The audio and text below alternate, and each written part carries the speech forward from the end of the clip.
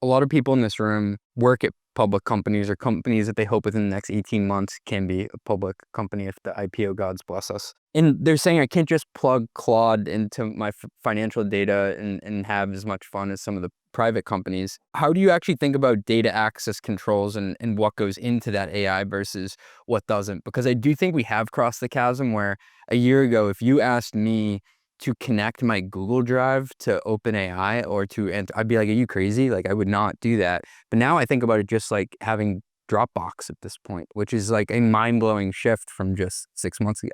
The data access piece of it is interesting. There are many different models that companies choose when it comes to like controlling access, AI access to their underlying data. I don't think there's really a consensus on the best approach at this point. There are many papers that have been published on the topic. Most organizations are ending up with some level of RBAC, it's basically, it's tied to a specific user, et cetera. Now, that's not where they want to be. There's also a larger question around kind of the control environment that you need to have autonomous, especially autonomous agents, like actually performing financial stuff. And in that context, actually, a lot of organizations, like when they start to dig into it, they actually realize that their ability to think about things like data risks and process risks and legal risks is actually pretty mature.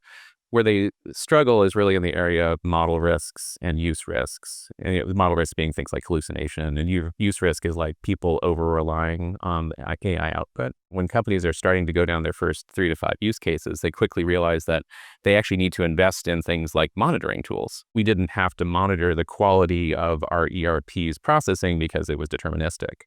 And in a probabilistic world, like investing in things like monitoring and then also like what that looks like in your broader control environment is where companies then need to spend a bunch of time. These models are predicting the next most likely token based on a sequence of tokens, and they're doing it in a probabilistic manner, which means you don't get the same outputs from the same inputs. And what that means, though, is a lot of the traditional thinking around user acceptance testing, post-change management, giving you a significant amount of comfort around how an application is going to function, that logic doesn't hold up quite so well. One of the ways you can address it is by having effective quality monitoring of your use of AI.